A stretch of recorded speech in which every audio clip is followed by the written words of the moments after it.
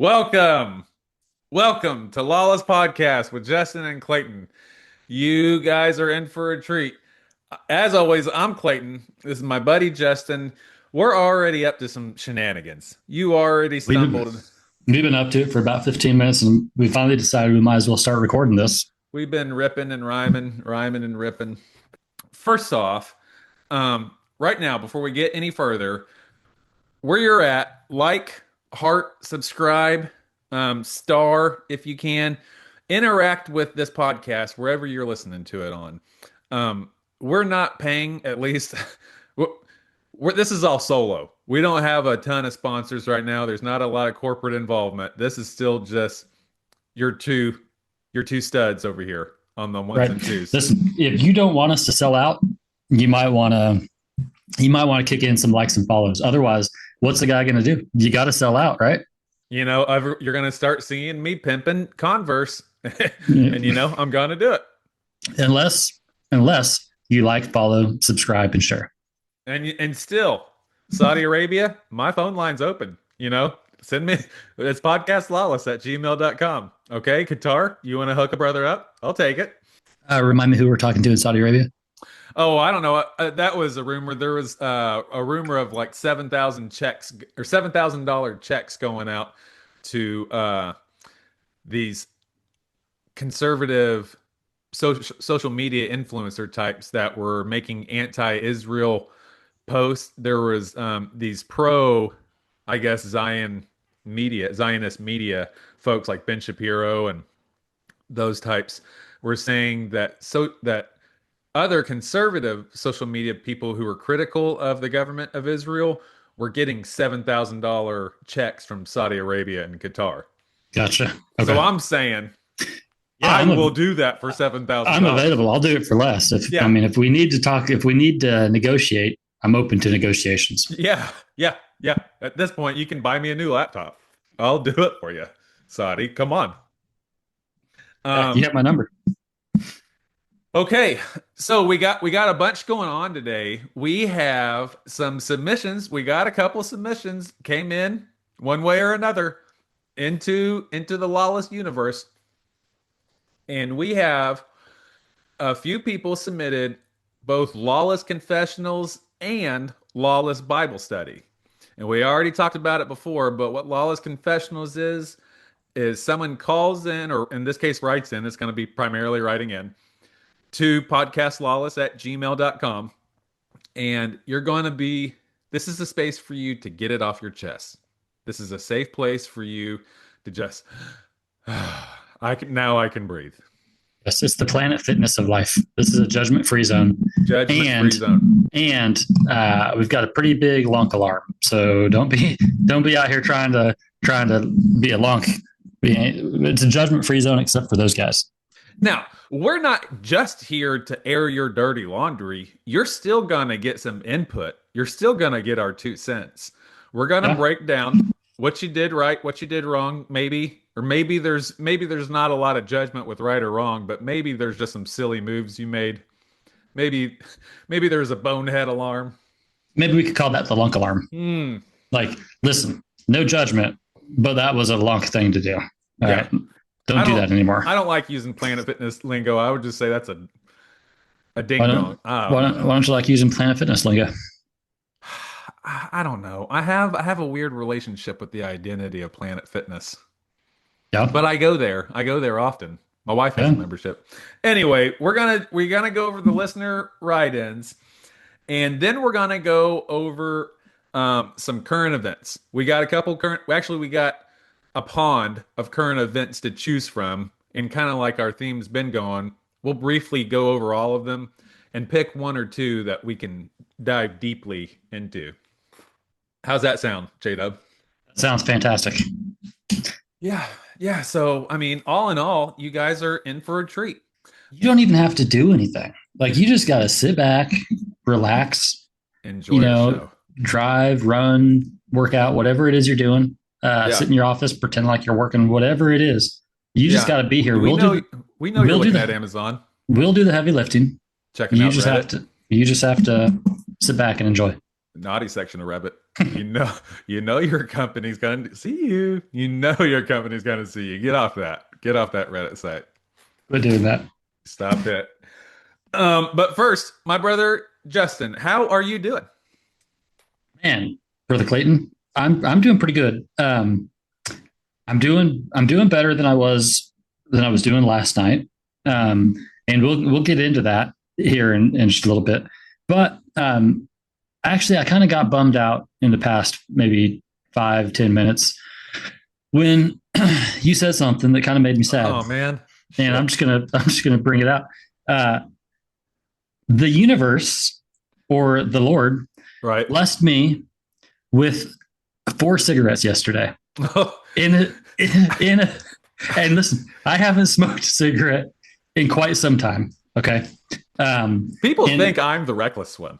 People think that I'm the crazy one of the two. Let's just throw this out there and we can let the lawless family decide. To me, it doesn't seem that crazy. To me, it seems like the Lord provided. How did the Lord lay it out? I'm going to lay it out. So yesterday I went out to get the mail. And what time of day was this? About 11 o'clock in the morning. 11 in the morning. Might have been 1 in the afternoon. Yeah, the sun's shining. It's a cool day, but it's clear. It was a nice day. Not windy? Not windy? Nope. Perfect. And so I walk out and I'm going down to get the mail, and I noticed that there's what appears to be a fresh pack of cigarette. And by fresh, I mean like the box was intact. It appeared to be clean. You live on a country road. A country? No. Oh, no. Never mind. That would have been suspicious. Maybe. That might have been more suspicious. Well, this drastically changes the picture in my mind because this whole time I was picturing the dirt road. Yeah, that's okay. So maybe you're on my side then. Okay. So I go out and I see this pack of cigarettes that it's clean. It had been raining like the night before. This was dry. Like, what do you think? A pelican dropped them? How do you think they got there? That wasn't my concern, to be honest with you, because Jehovah Raphi, the Lord provides. The Lord provides. And so Raphael. I walked this way to the mailbox, and I saw them there. I'm thinking to myself, if they're still there when I get back, then I'll check it out. I'm grabbing those sons. Bear in mind, I'm about 50 yards, right? Like, so where the cigarettes are to the mailbox is about 50 yards. And I conclude, and let me back this up. At this point, all I know is that it's a clean box that I just have a hunch. Maybe there's some smokes in there. Okay. You just know you're going to investigate later. Oh, I guarantee I'm going to investigate. The spirit told you there's something in that box we're checking out. Something for you. There might be something for you by the time you turn around from checking the mail 50 yards from here. If it's still there, then it's for you. Yeah. So you're going to have blessings on blessings. I check the mail, I turn around, and it's still there. And it's not in the middle of the road. It's kind of off to the side. Somebody might look at that and be like, oh yeah, somebody probably dropped those out of the car when they got out of the car. But that's not what Fools. I took it as. Yeah, Fools would say that. That's a way to explain. That's to explain away the supernatural, and that's not what I'm about. No. So go ahead, scientist. I get back and I do the old. I kind of bend down and just give a little shake. And dude, you know that feeling.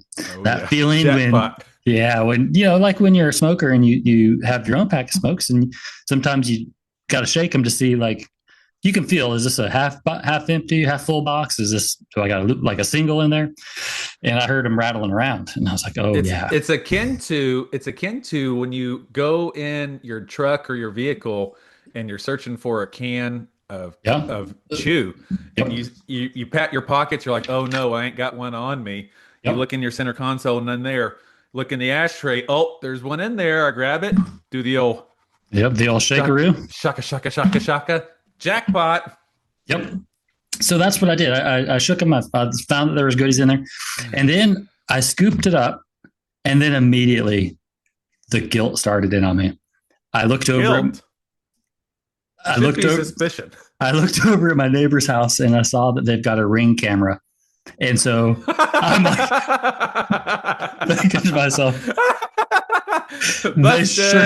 they surely. I'm thinking, would they have checked the Ring camera? I go inside And then the rest of the night, and even into today, I'm like, it's like a No Country for Old Men scenario. Like I'm listening, I'm looking out the windows, seeing if anybody's souping around, seeing if they're talking about it. Like You just leave them outside on your porch. I Like they're not thought in my house right now. They're just outside. I just put them by my front I door. I thought about waiting until after dark and putting them back out where I found them. But I'm just pretty sure that those were meant for me. Well, now I, they are. I'm just pretty sure that those four cigarettes are a special gift to me from the universe, and I said Some, thank you. sometimes the universe provides in unorthodox ways. Yeah. Sometimes the Lord provides in unorthodox ways. The last time that I smoked a cigarette was it was so delicious. Was at a Chiefs game, actually, during the game. I had gone with. I've I never got. seen you smoke a cigarette. Oh, I look really cool when I'm smoking a Do cigarette. you? I'm basically the coolest guy I've ever seen when I smoke. Do you rest your elbow in? Oh, you're pinching it. You're I'm pinching it I'm like a joint. I'm either pinching it like this. Oh, Occasionally, I'll do the finger. Normally, what a I'm nerd. You pinch it like a joint? Like you pinch a cigarette like a joint? What are you, Steve Urkel? Yeah, I see? mean, so I'll hold it like this. I'll hold it like this. But when I'm actually smoking it, it's more of a. I mean, I don't have like the fucking like long ass. Cruella de Vil. Yeah, I don't have that. I do the peace sign hold. It always stays within these fingers, these first two fingers. I, Do you ever do it like this, like the whole cover your mouth, like the full hand drag? yeah, put it back here, put it by the web and do that. That's old school, man. That's old school. Sometimes what I'll do, and this is a little tricky. It's like a little bar trick I'll do, is I'll grab it, have it in my mouth, and then I'll hold it down by my pinky, Oh, even that's wild. or even with the ring finger. Like, okay, Okay, like I'm mixing it up. You don't know what I'm that's gonna do. first. Yeah, So dude. you're That's like, the oh, this guy is that's playing the guy loosey goosey. you gotta keep your eye on that guy What because the fuck? And he's you, just acting like nothing's happening. And that's what I'll do. I'm like, oh, tell me more. Or change that. What? Go do you ahead, know pretend like you didn't see that. do you know what I want to do sometime with you? Is I want to go to a karaoke bar Yeah. uh, and smoke cigarettes Yeah. and Yes. watch you sing. Yeah. I want to see you do like the whatever. I can't remember what Get moves you've got. down, turn around, go to town, boot, scoot, and boogie. You want to see me do that? I do want to see that. I think that would be Okay. a lot of fun. Yeah. But mostly, maybe I'll take these four cigarettes and we can make it kind of the same thing. I can smoke those and watch you karaoke at the same time. Yeah, for sure. How about you? What's up with you? Have you been provided any blessings? Dude. So yes, things have been going good with me. We're in the middle of a crazy holiday season. I think when people watch this, we're going to be later into that holiday season, but right now currently, you and I are still we're in the mix of things. We're In the in trenches. in the trenches. Um we got through a phase of that. Now got a couple road trips out of the way. I got the opportunity when I got back from one. I always wanted to, I've mentioned this before, I've always wanted to go fishing when it's dark because all the locals say, like, yeah, you can catch some fish here during the day, but it's really the good fishing is when it's dark. Like they say, like you can throw a bare hook out there. Everyone says this. Like no matter who I talk to, they're like, you need to come here when it's dark. This is in the off the pier, or where is this? Yep, off the pier, off the rocks, off the beaches. That's where I like to fish. Okay. So we came back from Florida. We went to Florida on our Thanksgiving trip. We came back from Florida. The morning after our trip, I talked about it with everyone on the ride back home. I'm like, hey, we're gonna get home in time enough to get some decent sleep. Cash, you want to go fishing with me early in the morning? We can go when it's dark. And he's like, yeah, I want to do it. I'm like, son, I always wanted to go when it's dark. Let's do it. Yeah, yeah, yeah, yeah, yeah. Well, 5 o'clock comes pretty dang early. And normally I'm up at 5 o'clock. Normally 5 o'clock's my time. Okay. What time did you get home the night before? Like 8:30. Okay. And I had been driving all damn Yeah, day. that's a long drive. hmm I had been driving all damn day and we had made the stops. We turned a 10-hour trip into a 12-hour trip, you know, how we do. So, So anyway, 5 o'clock came way too early. I gave it the college try. I'm like, hey, Cash, you want to get up? And he was like, no. I'm like, okay, good. Me neither. Yeah. So hit that alarm till 6. 6 came. I'm like, oh shit, now we got to get up. I look outside, the sun's already up. The Okay. sun. So I get him around, make a pot of coffee. We go fishing. We're having fun, father son stuff, farting, telling jokes and stuff. What what's the weather like out there? What was it Right like and what is it now? during the time of this fishing trip, and even right now, today it was in the 30s. It Oh was in the damn. high 30s and the 40s. This day it got up into the 60s, but it was like windy high 50s there when we were fishing. So Okay. like enough to wear a jacket. You wanted to wear a hoodie. Yeah, that's cold. I didn't think you guys got that cold out there. It's not normal, but there's some winds going on, global warming. Um, so anyway, we were having an okay time, but didn't get a bite. And there was a couple other guys out there that were coming by, like, man, the fish are just not biting today. We're like, yeah, that's crazy. Well, Cash was starting to get bored. He wanted to look at my phone, wanted to look at his tablet, blah, blah, blah, blah. I was kind of getting annoyed with him complaining. I'm like, hey, let's just go home, get a bite to eat real quick. We go home, get some lunch. He wants Okay. to, About what he, time is it? How long had you been out there? I'd been out there from like, we got out to the pier like at 7 to noon. So we are out there for like 5 hours. Yeah, that's props to him. That's a long time for a kid He, to he was a stay champ. engaged. We got back and he wanted to go with his friends. It was like in the 60s at this point, sunny enough for him to go play catch with his friends. So he was gone. Allie wanted to come with me, and I wanted to go to a different fishing spot, check out a new spot. I'm dragging the story out. We got to the new fishing spot, and kind of the same thing. We're there for a couple hours and not getting a bite. Like all around the Gulf, the fish are just not biting right now. And Okay. there's other people with fishing poles at these two different spots, and no one's getting a bite, which is kind of strange. There's, it's saltwater. Normally, fish are eating something. Well, I see these kids throwing their little bait casting net out into the water, trying to catch live bait, and that dawns on me. I got a new bait casting net on Black Friday. I want to try this sucker out. So I got it out and like literally unclipped the zip ties, like just got it out of the box and cast it into the water. And when I pulled it back up, there was a 5 pound mullet in there. And I was like, I'll be damned. A 5 pound, I mean, it was as big as my That's forearm. a that's a good sized fish. It was longer than a foot. It was like, I don't know, 14, 15 inches. Um, yeah, but I looked at it and I was like, I'll be damned, there's a mullet here. And I looked it up on my phone. I'm not super hip on saltwater fish. They say mullet is really good if you eat it fresh. Like it's not good if you freeze it, but it's really good if you eat it fresh. But it's only one fish, and it's not going to be enough for dinner. So I asked Allie, I'm like, should we keep this or throw it back? She's like, yeah, let's throw it back. So I tossed the sucker back. I tossed the 5 pound, like it's okay. I want like a big red or something. Yeah. Well, I take my net and throw it out again. Second cast of the day. Throw the net out again, pull it up. There are 4 5 pound mullet in this net. I'm thinking, well, damn, we're keeping these. Like, you ain't got to tell me twice, Lord. I got, Yeah. I got it. How many did he provide? Four. Oh, well, five altogether. Oh, okay. But you threw one of them back. Mm-hmm. Okay. So Five. he gave me 4 cigarettes and you 4 mullets. I Oh, think I I think think it's. we I think you should just say mullet or maybe Malay. I like mullet. I've never heard of a mullet fish, but Okay. it pairs well with the Marlboros that Yes. I've now got. Hell yeah, it does. Okay, proceed. Well, so I dumped those mullet like from the net into a cooler. I brought a cooler like on the off chance. I'm not expecting to catch something that I want to keep, but on the off chance that I catch something I want to keep, I brought a cooler. Okay. So I splashed these mullet into the cooler, and Allie's there with me, and we got like our chairs and our poles all set up. So I'm like, quick, honey, we got to go to the gas station get some ice. We're gonna come back here and start hammering them. Like now that I know that they're here, we're gonna come back and like it's on like Donkey Kong.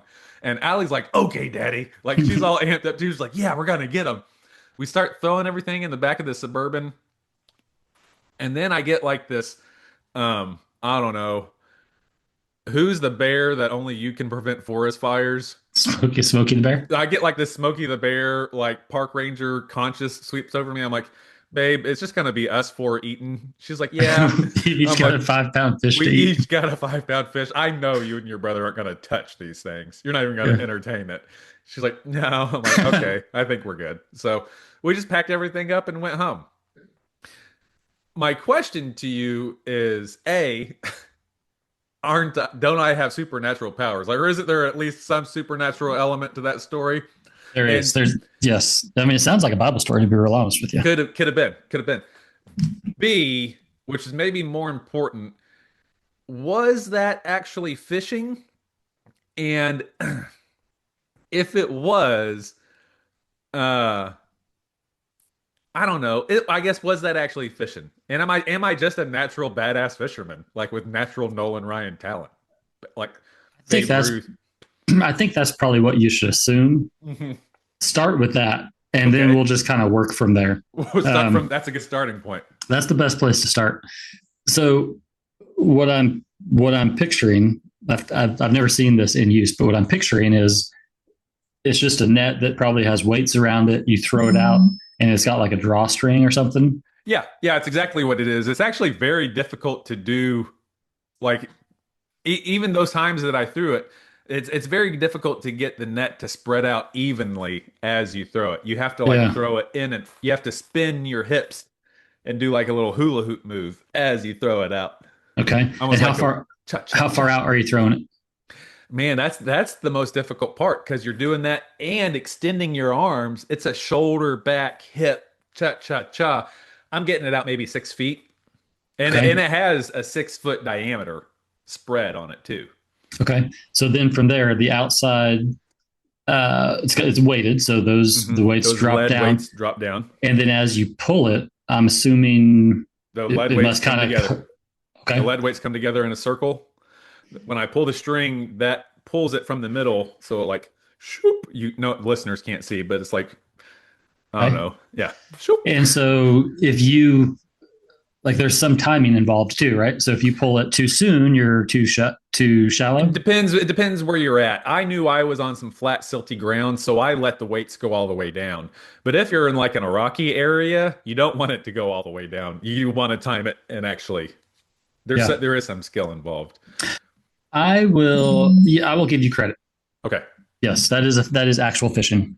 Uh, yes. Now, on the fishing scale, is it as fishing as rod and reel? Like if someone were sitting next to me and they had a rod and reel and they brought in a mullet, and then I cast out my net and brought in, well, I'll be nice and say a mullet. Yeah. It is my net as fishing as the guy with the rod and reel. Let me ask you this simple question: Okay. which of those things is more badass? Fishing with a rod and reel, or fishing with a net? A net, dude. Okay, so Okay. you answered your own question. Yeah, that's right. Yes, it is 100% more fishing. It's cooler, and like you can fish with a Snoopy rod and reel. You're not gonna. I've never seen a Snoopy net. You know what I mean? Dude. Yeah. I guess it's kind of the equivalent. It's maybe the equivalent of shaving with a straight razor, Yeah. right? Like Yes. you Yes. could use the Quadro 4 blades, Uh-huh. Chick. and that gets the job done. That's kind of cool. It's whatever. Uh-huh. But it's badass to use a straight edge. Yeah, And for sure. that's kind of the same thing. Man, we can even, I mean, this is more natural. We can even do this instead of going to current events or maybe even some listeners. We'll get to it. We got plenty of time. We'll get to it.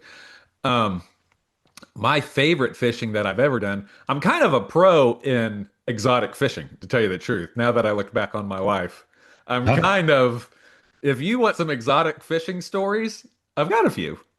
I've got Yeah. I got one or two here or there. Um, I'll go noodling, which I talked about before, but that's not my favorite. My absolute favorite? Go Uh, ahead. I was going to ask what. Yeah, we've talked about noodling, and I highly recommend not doing it. It is you But got to check it off your bucket but list. what's your favorite kind? Specifically in Key West, I like to off the Navy base there, off the Naval Air Station, you can buy go to the next and buy $20 snorkel kit, like a $20 snorkel mask and Okay. snorkel little tube, a little I, dork snorkel kit. I like where this is going. Spring another 20 bucks for some flippers, for some fins. So you're Okay. in 40 bucks.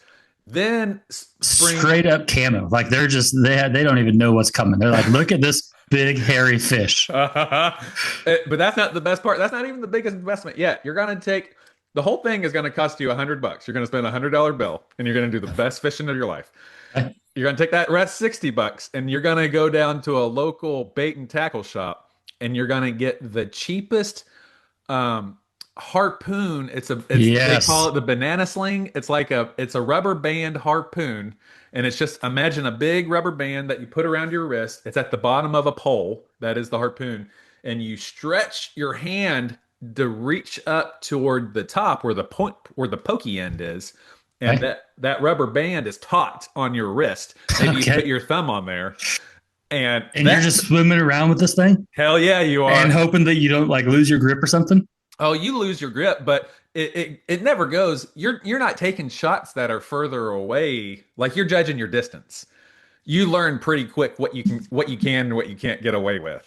That's what I'm saying. So if you're out there just practicing and oop, got a little Son, I squirter, tell you, you might I came harpoon someone. upon a 6 foot barracuda in the and I should not have been swimming in the I went around from the recreational and even into like the reef area and I found myself into the boating slip like the boats were parking and there was like I'm pretty sure they're not supposed to be emptying their bilge but I'm pretty sure they're like pumping out their bilges there and there was oily greasy shitty water all around me. Well, there was also like I stumbled upon this resting. It was like out of Avatar.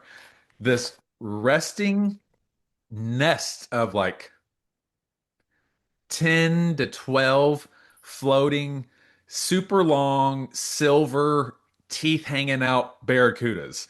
And when you stumble upon them, there's no question. You're like, oh shit, that's a barracuda, son. And it's not one, it's like a dozen of them. Like there's a cloud of barracudas. And They're 6 foot long. the biggest one, the one that I took a stab at was Holy shit! and I've already my favorite thing to do is to get lobsters there, and you don't need a harpoon to get the lobsters. The lobsters there don't have claws; they're spiny lobsters, so you can just grab them with a glove. But gloves are They don't for have bitches. claws. No, the spiny How, lobsters don't. how do they defend themselves? They don't. Not against me. Suckers. Suckers! Boom! Got You them. wish you had a claw, don't you? Bitch. No, but like I've caught crabs out there, a bunch of cool shellfish. I've got flounder, parrotfish, like, and it's all like white, chunky fish that's excellent on a grill. I mean, you slice up a fish, gut a fish, slice it up, wrap it in tinfoil with lemon and garlic salt and pepper. And put it on a grill, drink a couple beers, and tell the story of how you just speared this fucking thing out of the ocean.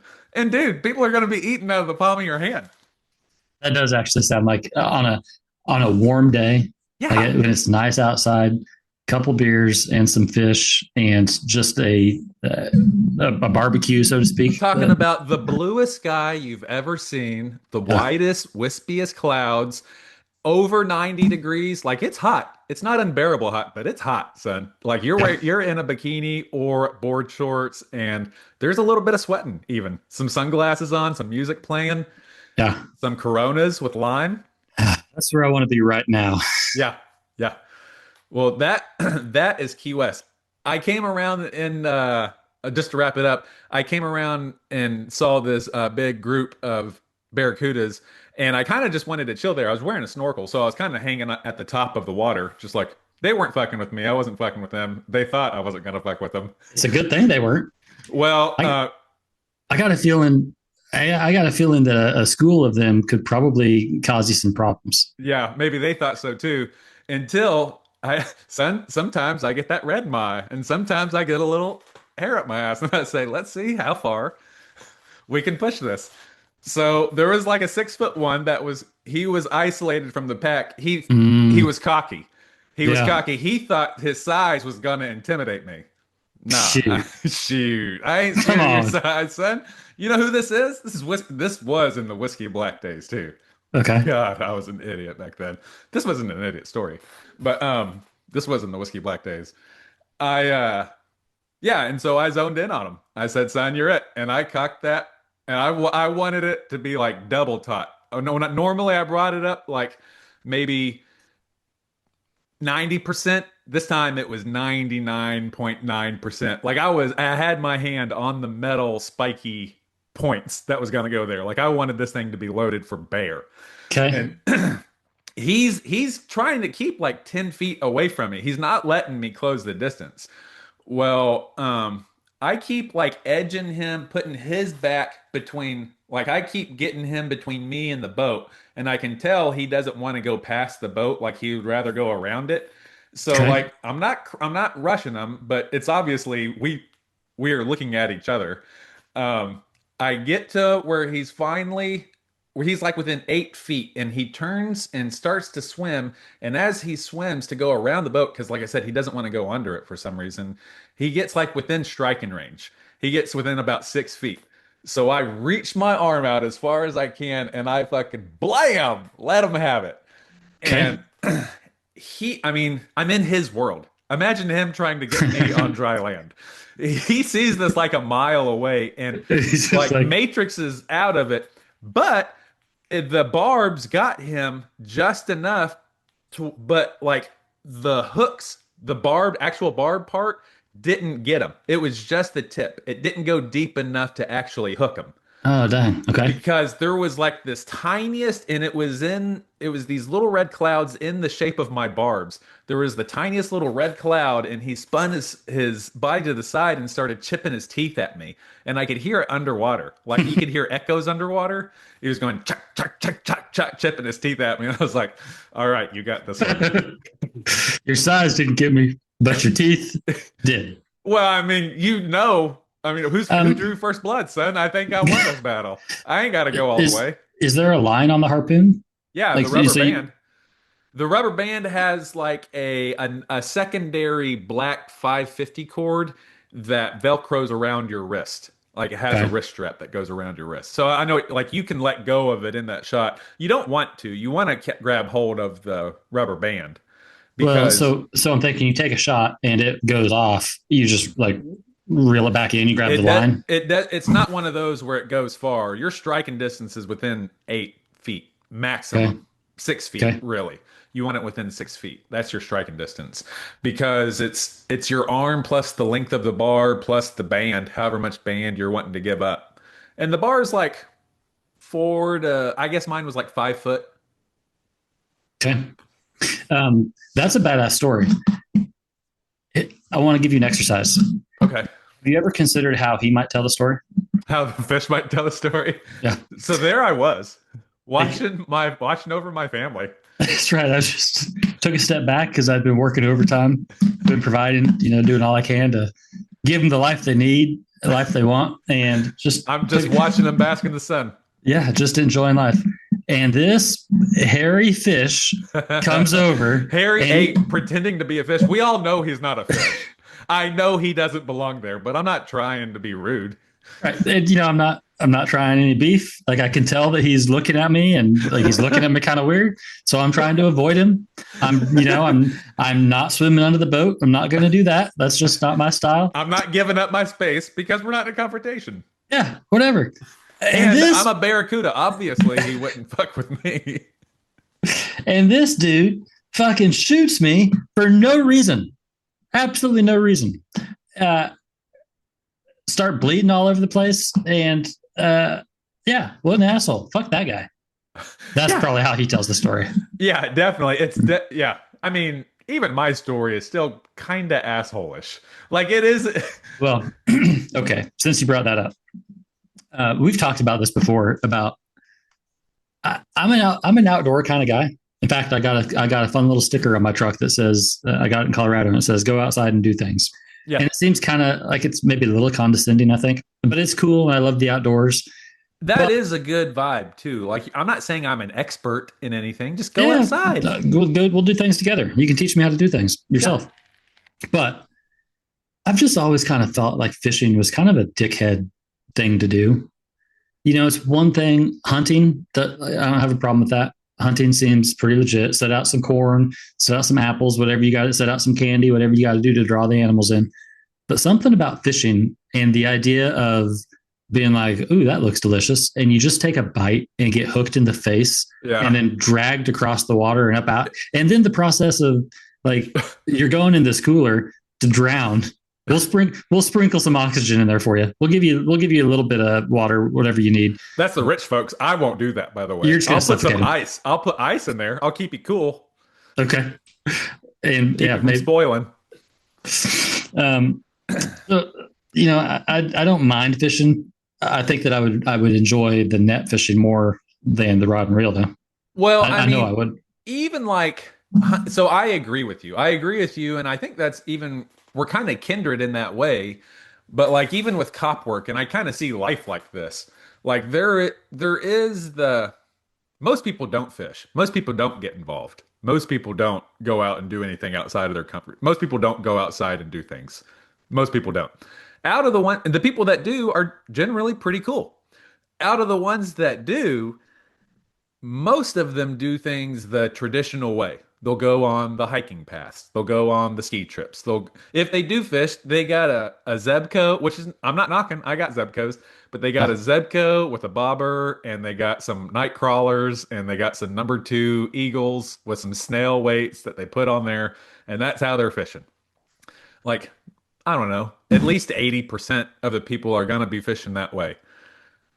I guess 90%. And there it scales up from there. People get fancy rods, fancy reels, fancy lures, fancy bait, but it's still you're just doing a fancier version of baiting a fish It's the to same eat thing. something. Yeah. Yeah. And hooking them through the face. There's another type. There's a couple other types. That is the area. There's other types of like there's law enforcement, then there's interdiction. But it's not just interdiction. There's also hotel motel, but there's Hmm. things other than There's skill writing involved. tickets. There's Yeah. skill involved. There's thinking. You're Yeah. not just sitting there with a radar gun. You're not just watching them for the cross over the line the third time, Running tags. running tags. Yeah. Yeah. Um. Yeah. I like the thing that takes a little bit more gray matter, a little bit more, skill, if you want to call it that, but I think it just deserves your attention. Like this Yeah. deserves your attention more. Yeah. It's the same. It's really the same thing as the straight edge, the straight razor. It's the same kind of concept. Hmm. It's more difficult. It's not as normal. It's a little riskier, a little more dangerous. The results might not even be as well as the traditional guy. Like Yeah. the Bic razor might give you a better shave than the Yeah. straight razor.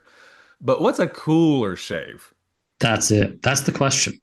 Yeah. That's I mean, there's so many decisions could be handled just at the offset by saying which is the cooler thing to do, and then just do that. Just do Yes. that. Now let me throw this out at you. Okay. Maybe the coolest type of fishing would be like on a paddleboard with a harpoon. Would that not be the coolest? In the open ocean Yeah, with no goggles and no snorkel. Oh, son. Ooh, that's what ooh, I'm talking ooh, ooh. about. That's Have you read the Ernest Hemingway book, Old Man in the Sea?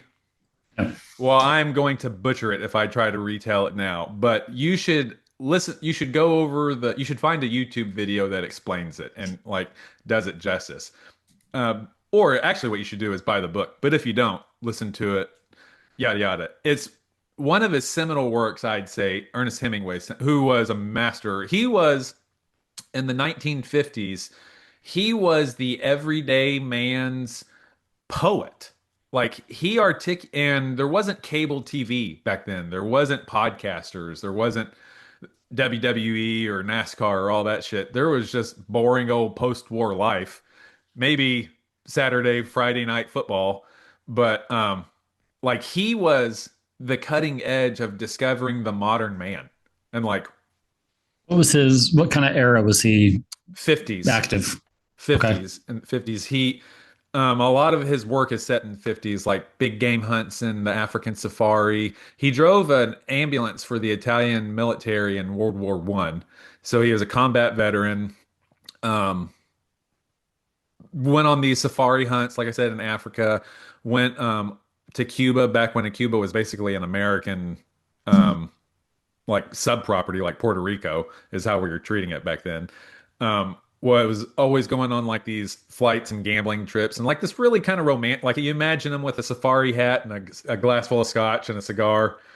He Okay. was the guy, he was that guy.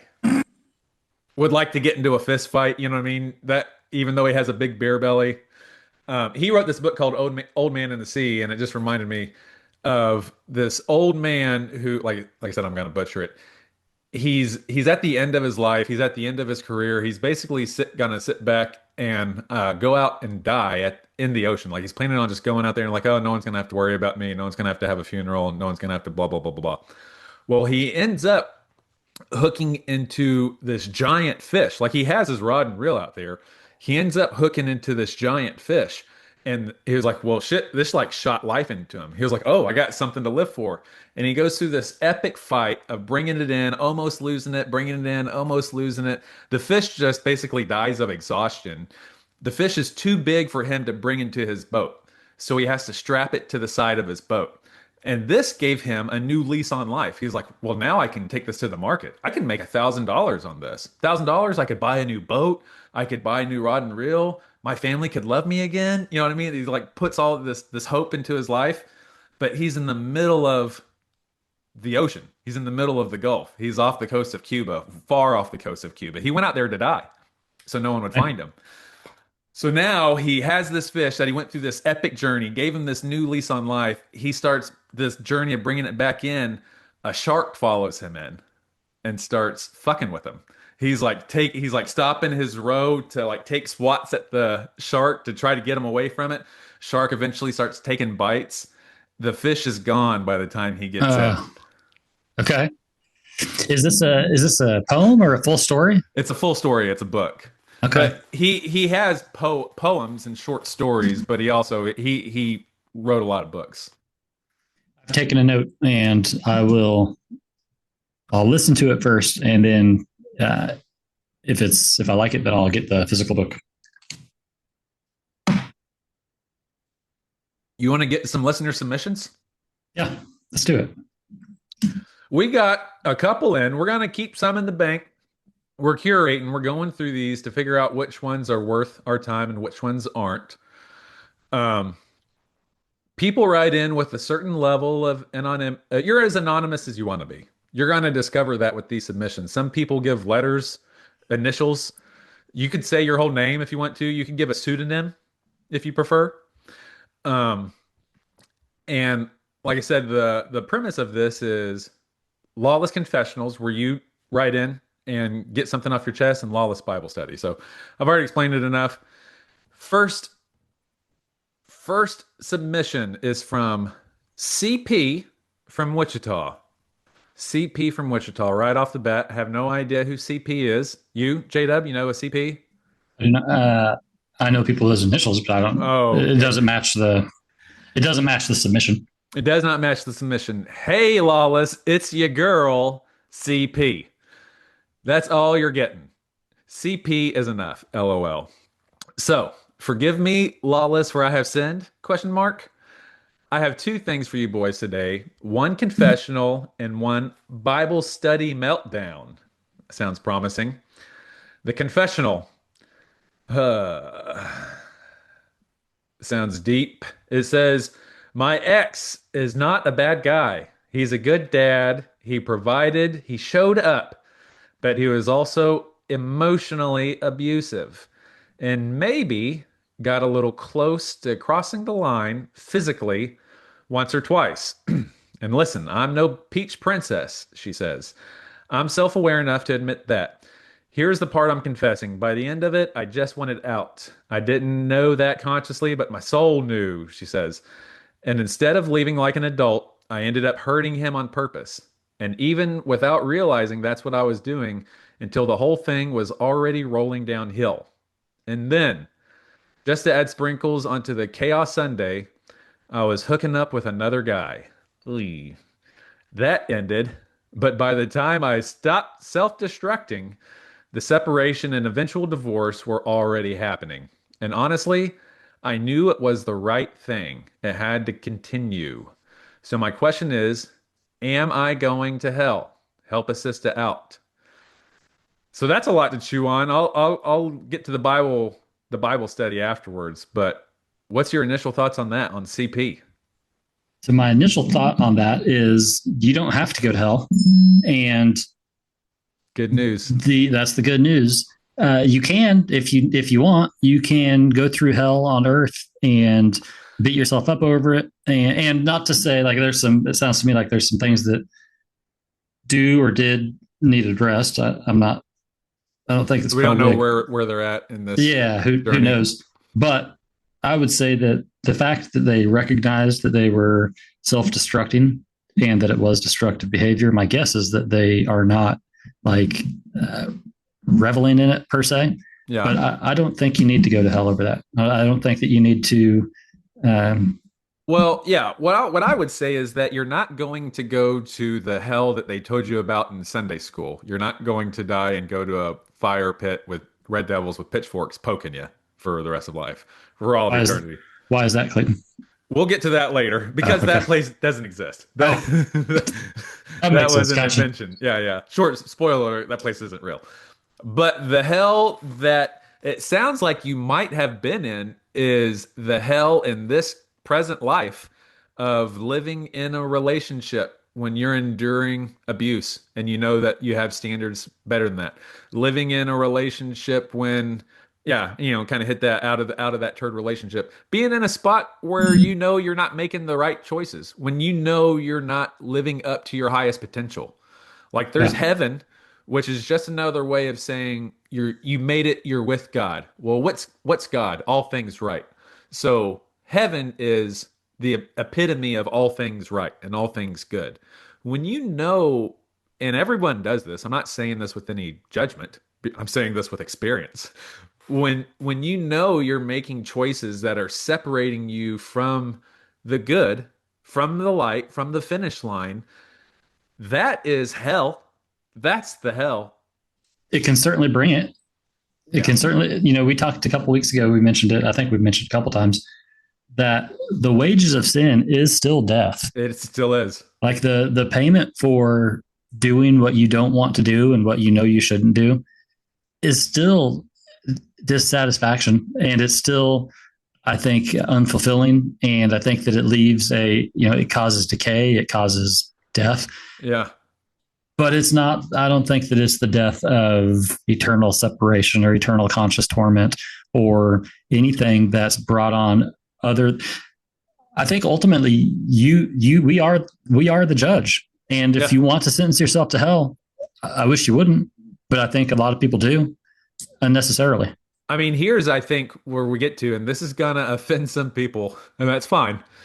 I'll tell you at the end of this, I think I realized something about our unfollowers. I think they weren't real followers to begin with, so we don't have to worry about them. I think our listeners are actually a little bit more ride or die. I think they're a little bit more mature. They can handle some grown-up thoughts. To live as Christ, to die as gain. Like me taking on Christ, me taking on a selfless attitude, a giving, a serving the poor, serving the widows, putting others but myself, willing to die for my convictions, willing to stand up to authority, willing to welcome the least of these. Like if that's Jesus, which is the epitome of all thing good, right? God on earth, God in flesh, the epitome of God, which is God's representation. Like he's the perfect one. The only way to get to a heaven is to live through Christ. We're just using different words to describe things. The only way to get to a reasonable, fulfilling life, or even a spot in life where you can sit down and breathe, is to hold yourself to a certain set of standards, which will get you there. Not by not to judge anyone who's battling addiction, but not by taking rails of meth and stealing cars and catalytic converters and sleeping with people's wives. Like this is all self-destructive behavior. And Rob, you know what I mean? Yeah. That is not going to get you toward your heaven, even if your heaven is, like I said, just a restful place, maybe some breathing room, maybe some financial, maybe some mental stability, maybe some, yeah, spiritual stability, maybe where you lose these convictions. And the way to get there is still Christ. I think I'm using a grown-up view of what that word means. I'm taking him out of that Sunday school box of a son of a Jewish carpenter Yeah. to being what I want my life to be. Like to live as So Christ, to die as gain. How I get to heaven is by emulating that guy. I think that one of the things that religion does that we need, or at least we need in our culture, is we need to put a face to a name. And so Yes. we have a hard time with a concept that doesn't have a shape to it. And so we give it a shape, we give it a name.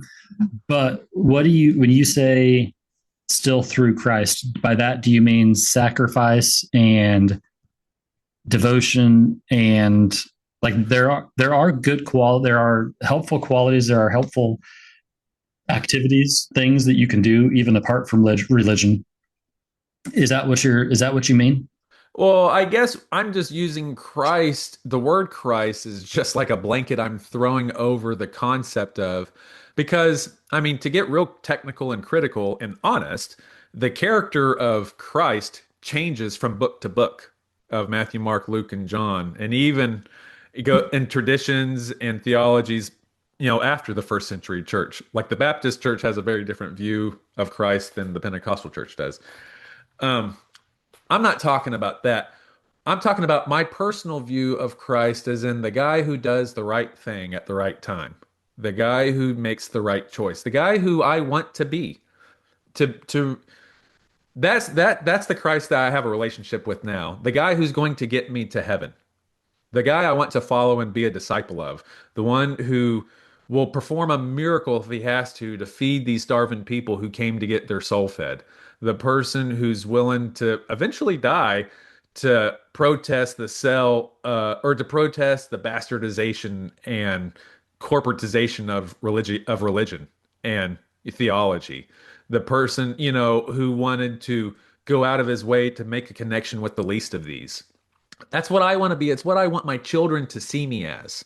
That is the way to, and I tell you what, man, just me hoping that my children get something like that from me for themselves, and it doesn't even have to be from me. Just the hope that my children get that is heaven.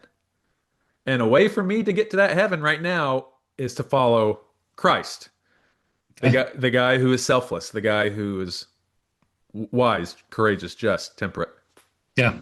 And so one of those ways that you can be, I don't know if this works or not, but maybe the opposite of self-indulgent. Like maybe Yeah. selfless in the sense that you're still taking care of yourself, but you're not indulging yourself, and The you're not the giving yourself every whim, every desire. You're not trying to man, satisfy it. that's probably my, I mean, I would say mine, but I imagine it's all of ours. Impulse control is my number one sin. For me, it's, you know, whatever, staying up and eating too many cookies at night when I know I should be in bed. Or some people that might be doing rails of cocaine. Everybody's got their poison. Yeah. But it all comes down to impulse control, like fighting that, what's the word for it? Temptation. Fighting that Urge. Yeah. temptation. Yeah. Urge, temptation, The tempter, which the can, devil. how ironic is it that the devil always knows exactly how to tempt you because it is you. Almost, yeah, almost like he is you. Almost like it's your shadow side. So maybe like when you wake up early to do something that you know you should, not like it's not like a spiritual issue, but you should get up and you should exercise, or you should Yeah. do yoga, or you should meditate, you should take a shower, whatever it is, whatever thing it is, and you wake up and you just want to go back to sleep. The selfless thing would maybe be to not not grant yourself that indulgence. Maybe to do it. It's not. I'm not saying it's a sin to go back to sleep, but the heaven. I found this morning, and I mean I've found it throughout my entire life. I've never regretted a workout after the fact as much as I think I'm going to regret it before the fact. Yeah. That 15 minutes after you first wake up and you're really wrestling with yourself to get your shoes on and then to get your jacket on and to get out the door. I've never after I was done thought, wow, I wish I'd gone back to sleep. Even if it's a full hour, even if you give yourself a whole hour of sleep, it's not going to provide what it promises. Dude, so we need to get back to CP. We need to address CP, but I'm going to give my own little confession of pride a little bit if I can, a little 30-second confessional. It was cold in my neighborhood, like it was in the high 30s most of the day and kind of rainy and shitty all day. Well, I still put on my hoodie, my blue hoodie, my short, may almost too short running shorts, my running shoes, my If you're saying they're almost too short, I feel like they're probably way too short. where like I wouldn't wear them to a restaurant. They're that short. Okay. And my running glasses, and I still went for a run. And I don't think anyone saw me. Well, actually, I know a couple construction guys did, but I wanted people to see me and be like, "Holy shit, it's so cold and miserable. Why is he running out there?" What a committed man, a What a man of committed hard, principles. what a hard badass. Is that David Goggins? Oh my Yeah, God. he's got all the virtues. He's got all the virtues. Look at him. Is that a stoic? Is that Socrates? Okay, so So, this is so we're gonna get back. We're gonna get back to CP, but I'm gonna throw mine out there then. okay, okay. Same sort of thing. And I want to say you kind of did this a second ago, and Okay. I'm not gonna put you on the spot for it any more than I currently am. Right. Okay, And we're then than I dedicating the currently whole am. show to it. Sure. Right. So I grew up and with the pastor of the church that I went to. Whenever he would talk about sin struggles, temptations, he would always talk about how his temptation was eating too much ice cream. Hmm. He struggled with that. That was a sin struggle for him. And when he would say that, I would think to myself, man, I mean, I thought I was sending kids to hell because I couldn't be a missionary anymore because I was on the free, the free movie weekend on Cinemax or whatever. Like I felt like I'm dealing with real fucking struggles, and this dude's eating too much ice cream. You and I are not the same. So I want to acknowledge that CP has written in and You think I confessed. minimized her? You think I No, diminished no. her a little bit by saying Not, I ate? Oh, no. not at all. But I think you diminished yourself a little bit. I think you diminished again, I'm not calling you out. You don't have to listen to the show very long to hear me confess quite a few sins of my own, That's true. quite a few shortcomings. So, but I'm about to do the same thing. Okay, so I'm going to make it sound like, oh wow, this is his biggest confession. No, it's not. It's just the confession I'm going to give that Sure. I was absolutely willing to lie through my teeth this morning when last night I decided I was going to go to the gym, and I You're walked doing out. something that's messing with the sound on your mic, like you're messing with something. I was getting so nervous because I was nervous about my confession. Is that Oh, sorry. better? Yeah. Okay, I'll stop fidgeting. Last night I walked out into my kitchen and I said to myself, it's time to quit sulking and it's time to start bulking. And I Oh was like, yeah. hell yeah. Fuck yeah. Hell yeah. I'm going to the gym tomorrow. Yes. Yeah. And I proceeded to half ass my way through a cardio workout. But that's not the point of the story. The point of the story is in order to get to the gym, I knew that I had to get out of the house as fast as possible. Yeah. Because the longer I'm here, the more excuses I can come up with. I'll think, well, I'll do it I'll run in the afternoon. Because I take my son in the afternoon. So I'm like, Yeah. I'll go early and I'll run then, or I'll make all kinds of excuses. But I didn't. I got out of the house. Yes. Well, not to be crude, I had to use the facilities right. because I didn't do it here. Right. So obviously the one you're going to take, you've got 3 in a row. The one you're going to take is the Cadillac. You're going to take the big one. You got to take the big boy, You're baby. going to take the big one. The luxury seat, the recliner, if you will. I mean, this thing is just massive. The amount of room in this stall is What just is there, huge. a kickstand in here? Oh my goodness. I mean, it's like you could walk around, you could change, you can turn around. They whatever. really are special to be in here, aren't they? It's a big area. Well, I hear the door open, and I'm like, I like privacy. I really don't like using a public facility, but I noticed something odd about the footsteps, the cadence, you might say, of the footsteps approaching. And I heard somebody kind of sigh, like, yeah. And so I thought to myself, man, I I'm looking like, and I know that everybody does it, but I'm thinking I'm looking like a real asshole here. So here's what I'm going to do. I'm going to limp, and I'm I'm going to limp out of this bathroom and pretend like I've got a disability, like this is my stall and I'm justified in using it. Get your wheelchair out of the way. Yep, I'm trying to limp my way out of here. But then it occurred to me, I'm about to go on the treadmill. I'm about to go on the treadmill and like it's too late. I'm already caught. So, but my confession was I was fully willing to just straight up lie and be like, I've got a disability. Disabled. I was justified in using this big stall. I'm sorry, there's not more than one. It's, let's talk to management. There really should be more than one of these in here. Yeah. So yeah, that was my confession for today.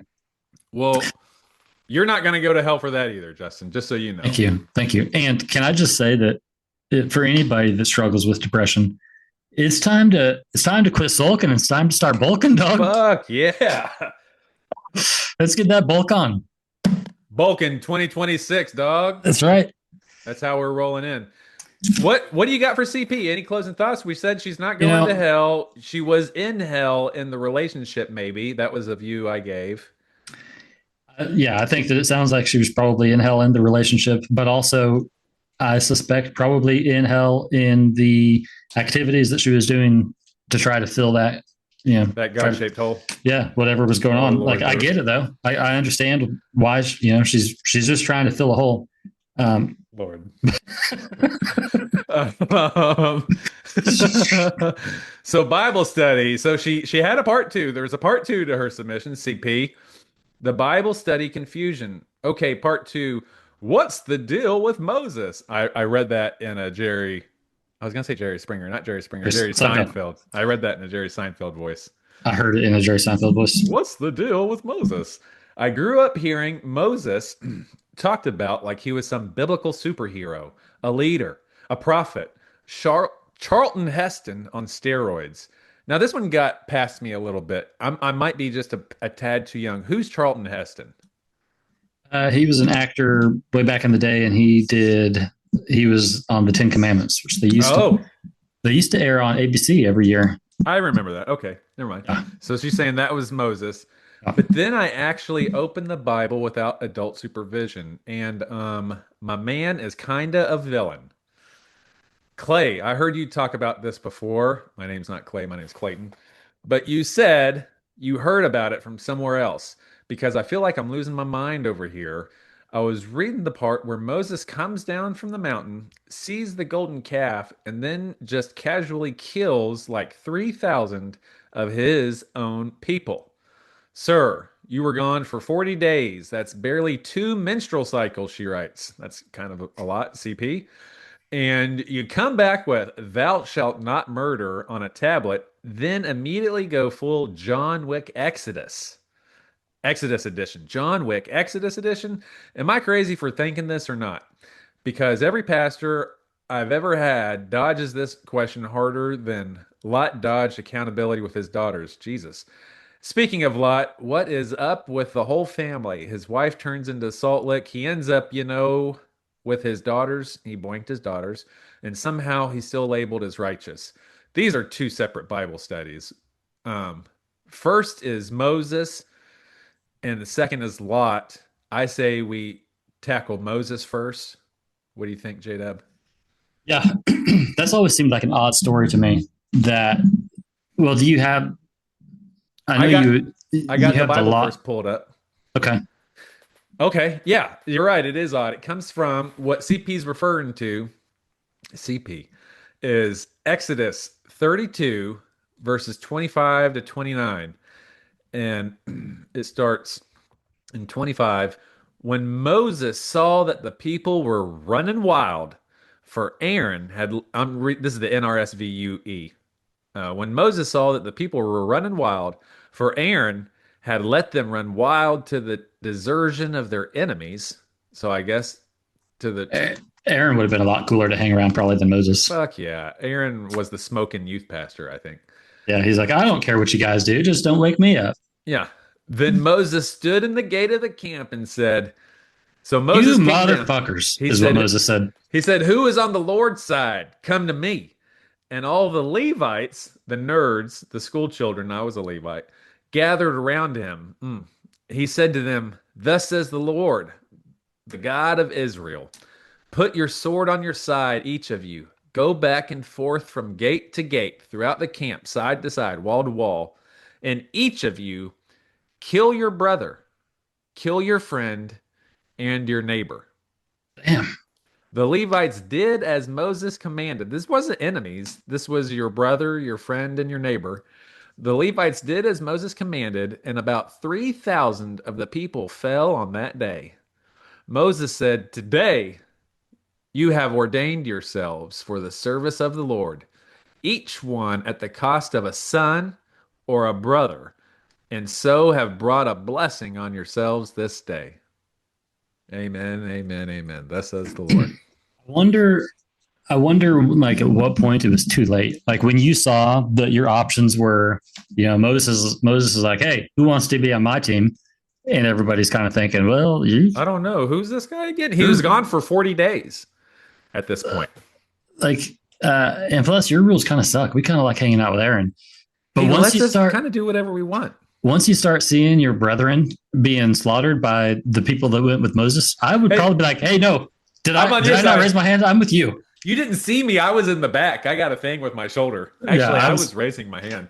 I totally agree. We should not have this golden calf. Oh my Lord.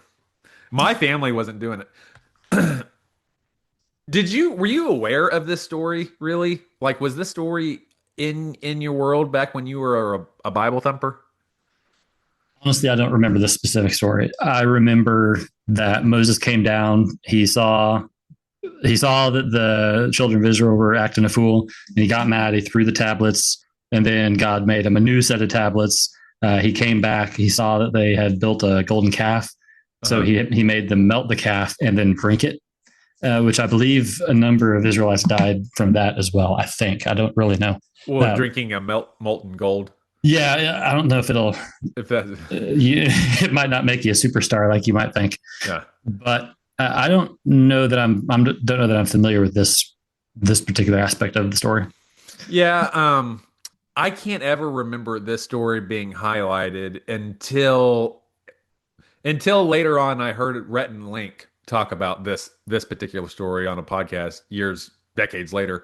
But I think if I did hear the story of like Moses's temper tantrum, it had to be in the 80s, early 90s, and of course that was like real big in the fire and brimstone era of the evangelical church.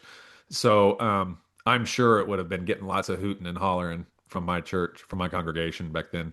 But I hadn't heard it in a long, long time. What would if you had to justify? So God told Moses Right. to call those that are with him, those who are on the Lord's side, to kill their brothers and friends and neighbors. How do you justify that God being, well, first off, how would you justify "thou shalt not kill" except for right now? Well, I mean, there's even a little bit more perspective that I think I always think about when thinking about this story is that these people had just left generations in the care of and like slavery, but slavery kind of meant something else back then, even in their own context. Like they were a working class and they were a forced labor class certainly, but they like had their own separate thing. They were provided for. They had living quarters, they had food, they have a place to live. They had had that for generations in Egypt. They had forgotten the God of their ancestors, right? That was Moses's whole deal, as he reminded them of the God of their ancestors. So they didn't know this new God to them, even though it was the God of their ancestors. They had just left generation from what generations like their grandparents and their great grandparents knew of this life in Egypt. Like they were Egyptian by all accounts. You know what I mean? Yeah. They're forced into this wilderness, and then the guy who's bringing them, who convinced him to paint goat's blood or sheep's blood over their door and then sneak out in the middle of the night and walk through an ocean that split across, the guy who did all this miraculous stuff abandons them. He goes up on a mountain and leaves them. He says, "I'm going to go talk to God," and is Peace gone. out. Peace for 40 days. Don't know when he's back. Don't know if he's coming back. Maybe he got eaten by a mountain lion up there. Um, it seems like to me they go thinking of a golden calf, like in 2025 we can look at this and say like lots of ancient cultures had a calf, like the Hindus, the Mesopotamians, a lot of the Mediterranean cultures over there had calves as symbols for deities. It seems like it would have been something that they knew, something from the earth, right? That's an ancient primordial symbol of like there's life, there's milk there, there's meat if you're desperate. You know, you can fertilize your fields with that. A cow is, especially a golden symbol of it, that's something you can identify with. This guy comes back who's been gone for 40 days, who ripped you out of your normal stable life in Egypt, now is he's recruited your cousin, maybe your brother, and convinced them all to go on a bloodthirsty murdering spree and is killing everyone Yeah. that was falling in with this cow. It's just such a mind fuck. And I think this is probably a good time to throw out that I suspect that this didn't actually happen, Right. but I also wonder. I've heard people speculate that Moses might not have been an actual historical person. Have Well, you? kind of like King David was probably based on a couple other an amalgam. Yeah, Well, like there's no real evidence that there was that Israelites were ever slaves in Egypt. There was like I've heard that there's evidence of a Yahweh cult or like band of Yahweh worshipers that were in Egypt. Could have been around the time that Moses or like this historical figure, the historical figures that he's based on, was there. So like there could have been Jews there, but there's no evidence of slaves building the yeah. pyramids or slaves building Egypt. In fact, it was probably very skilled labor that built Egypt. Oh. So, yeah, I just think it's worth noting that I suspect that it probably didn't happen. But for what it's, I think what it's intended, it had some sort of, there was some purpose in the story. It served some purpose for the culture and for why we do the things we do or why things are the way they are.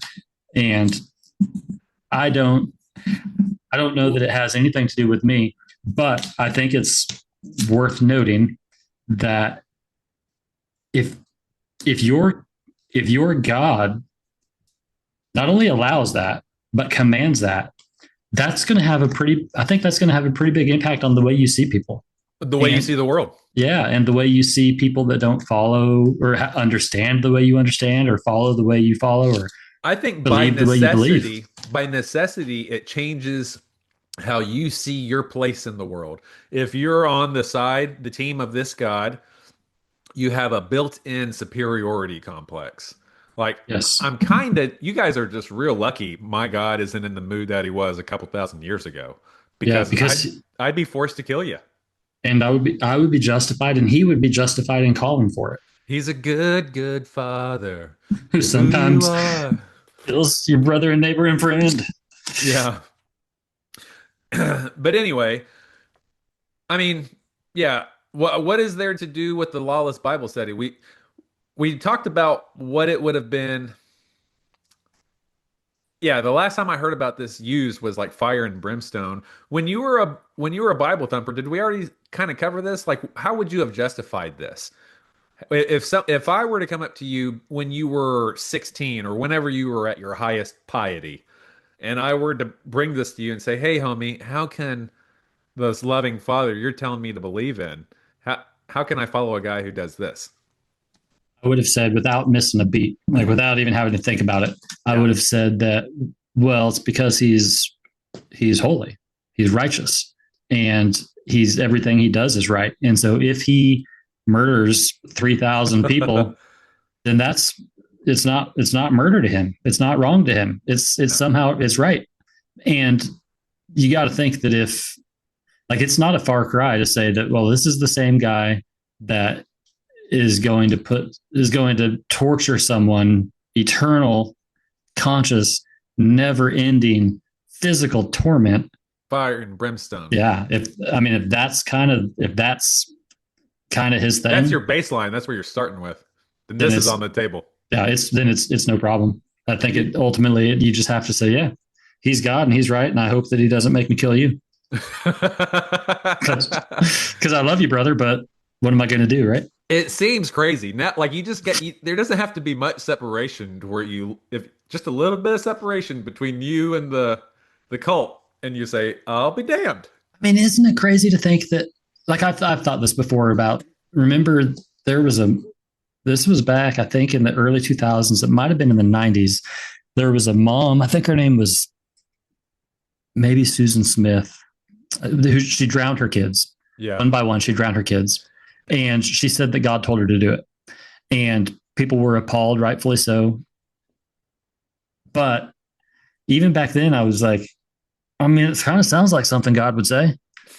It kind of sounds like something that, I mean, something that you would read in the Old Testament. But if you heard it today, if you were working patrol, Well, even, there even, is examples. There's more than one example of child sacrifice in the Old Testament.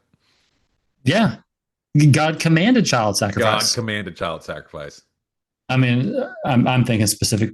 Well, No, okay, yeah. in this example, in the story we just read, he said there were sons, brothers, and fathers killed. He Yeah, command this no, was a day of human sacrifice. you're right, because there's multiple times where he says not to leave any woman or child or animal. Like he says again, I don't think that actually happened, because I don't think that there's a booming voice of God that that exists. I If I think that, can, let me just read this. I just want to remind that there, like people, because I would strongly protest and say that there is no human sacrifice in the Bible. Thus says the Lord God of Israel: Put your sword on your side, each of you. Go back and forth from side to side in the camp. Kill your brother, your friend, and your neighbor. That's God commanding you to kill. They're not using the words human sacrifice, but that is, I mean, we're describing, if I say go get in your car, start it, and then come to work, I'm telling you to drive to work just because I'm not using the word drive. yeah. I mean, the fact that the subject of your worship is commanding you to kill someone, I think that's kind of the It's definition of sacrifice. divine mandated murder. Yeah, yeah. But I mean, this is one of the more obscure ones. I think there's a lot of There's a lot of easily, more blatant. there's a lot of passages where it's very clear where God says to wipe a civilization out, or a culture out, or a people group, or a tribe, or a kingdom, or whoever. Leave no man, woman, Yeah. breathing thing. Yeah. Insult the earth sometimes. Which seems like, I mean, one really good way to tell your story is to, no matter what you did, just say that God told you to do it. Yeah. Like, especially if you're writing your history, the history of your people, 100 years later, just say God said to do it. That's why we went to that war. That's why we killed those people. That's why we took this land, or that's why we did That's whatever we did. that's in many different times, but that's part of the original American story as far as the westward expansion post American Revolution. Um, the name escapes me, but it was called Manifest Destiny, and it was manifested as in divine by God, and that was literally the talking point, and it was like from church pulpit ordained by the politicians to say that God wants us. It's manifest destiny for us to go take this land from those brown people over the Appalachians. Yeah, sorry, homie. This is your destiny. God told us to come kill you. Sorry. I mean, that goes hand in hand. That makes a lot of sense. Why, if you maintain the evangelical perspective on things, that makes a lot of sense. Why you think it's okay to just take whatever God gave you, to just take the cigarettes on the side of the road because God blessed you with them. Um, no, like it. I think that it's a lot more dangerous than I remember it being What? to to take the Bible at face value. Oh yeah. Like, Yeah. if you actually believe it, it's, man, you really, like, if you actually believe it, Use and you're willing to give an answer, like, there's some tough things to defend. Yeah. Yeah, to be an apologist, and my brother-in-law describes himself as an apologist, one of them does. But to be an apologist, like to give reasoned explanations on why God is the way he is in the Bible, Well, that's a the monumental task. yeah, but it's a lot easier if you can bookend it with, but at the end of the day, your heart is deceitful above all things and desperately wicked. So don't trust your heart. Also, lean not on your own Lean understanding. not on your own Like understanding. a lot of this stuff doesn't make sense and it Hush, little contradicts. baby, don't say a word. There's contradictions within and without, but lean on God's understanding. And his He, ways aren't your ways. So it's not going to make sense. Don't worry about it. don't Just even trust it. try. Just Don't even believe it. try. Anonymous from East Tennessee. Anonymous from East Tennessee. I got lots of peoples in East Tennessee. Hey, Lawless, I'm going to stay anonymous for this one. Just call me a lifelong Tennessee boy in my 40s. Uh-oh, I'm in my 40s. You probably went to school together. We probably know each other. Raised deep in the Church of God, the kind where you don't question much unless you want a prayer team circling you like vultures, interceding. That's a thing. Did you have that in you? Did you guys lay hands on each other and pray in the Baptist world? No, we would lay hands on like a pastor if someone was being ordained or if they were being sent out into the mission field. But we didn't believe in healing, as it were. We believed God had the power to heal, but it didn't come through people. You didn't believe in intercessory prayer, huh? Okay, No, I see what you're no. about. Hey, this hit me the other day. It struck me. I wasn't We done, but with Anonymous from East Tennessee. But go I ahead. just want to throw this out there. We didn't. It just struck me the other day how Pentecostal it was to refer to Jesus as like the subject of your prayer. We couldn't pray to Jesus What? because Jesus was the second tier. We prayed to Father God. And so that was one of the things that actually, if you heard somebody praying to Jesus, it was they didn't understand their Trinity, right? Oh, Because you're praying to God through Jesus. So if you pray to Jesus, well, you're missing the mark, buddy. You need to be taking this up to Father God. but isn't Jesus God? There's a hierarchy: Father, Son, Spirit. The But they're Spirit's all like the God. assistant man. Well, yeah, but this you got a couple assistant managers and then the store manager. Go ahead I'm and way down. I'm tell. far below the Holy Spirit, though. I'm far, far below even the lowest rung.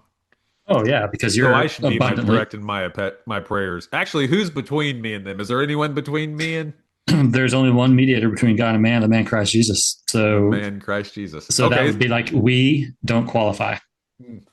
Okay. The Pope doesn't qualify. What about praying in tongues? Who gives it to the Get Father? out. Are you kidding me right now? Get out of here. What would you do? Would you just turn around and start running? I Would probably scoff.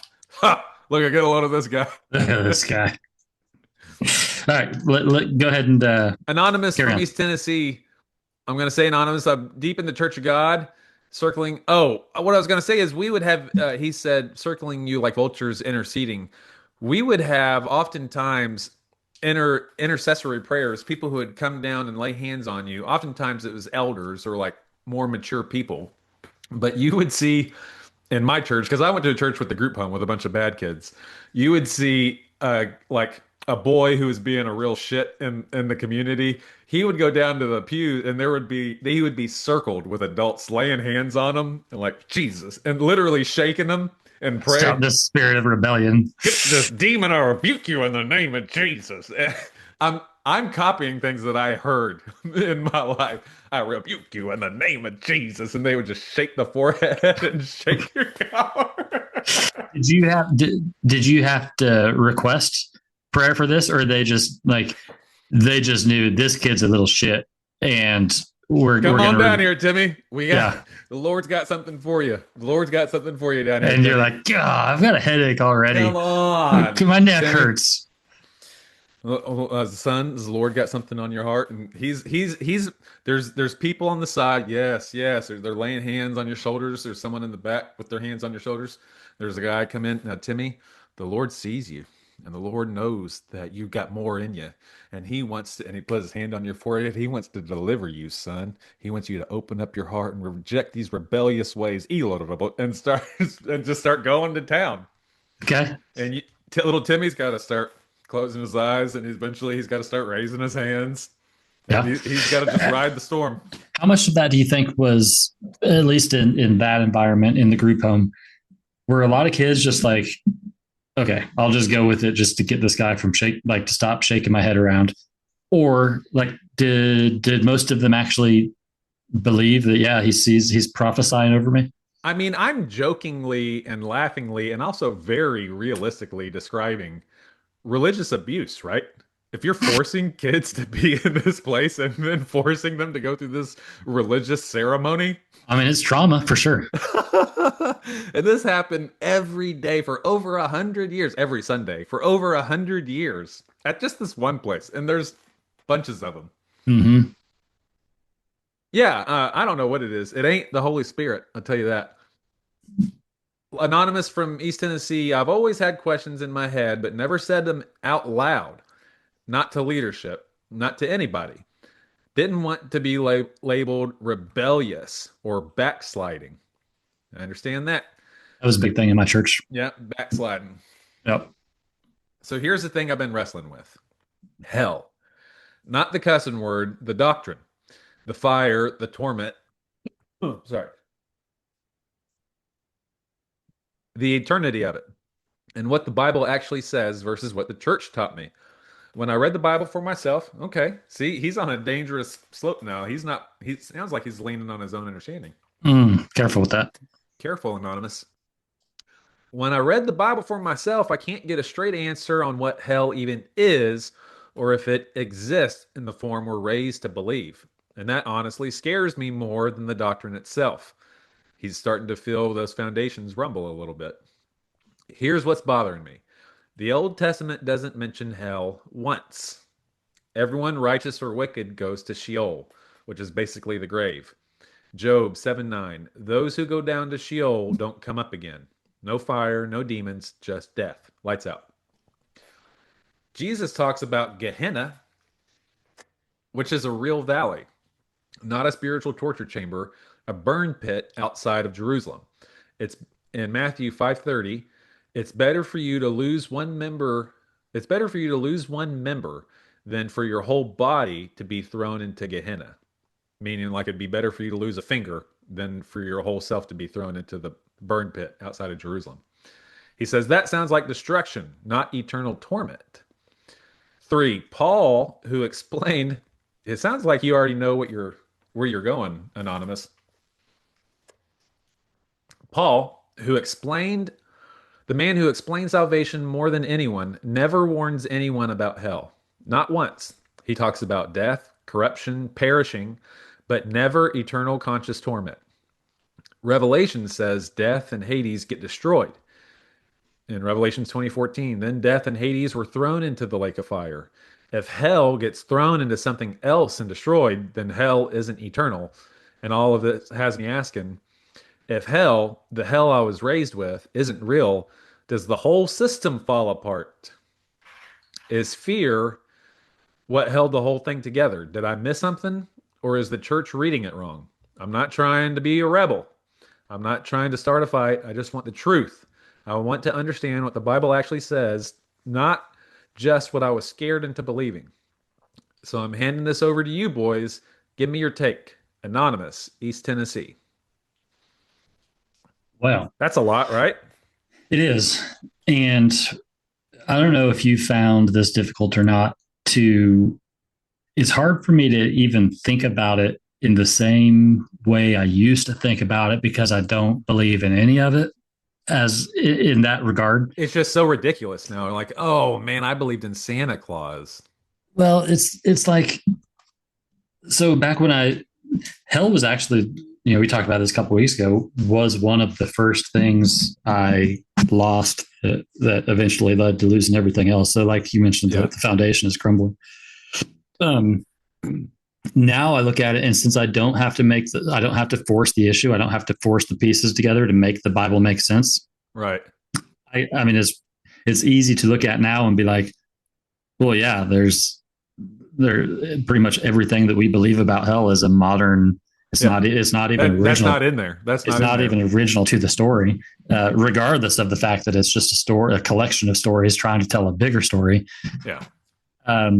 When you look at it like that, it kind of makes sense that there's discrepancies and why Paul would never talk about it, or why Jesus never really, other than talking about Gehenna, I think he talks about, I think he might have mentioned Sheol when he was quoting the Old Testament, but hell just doesn't have It really doesn't have. Sheol isn't hell.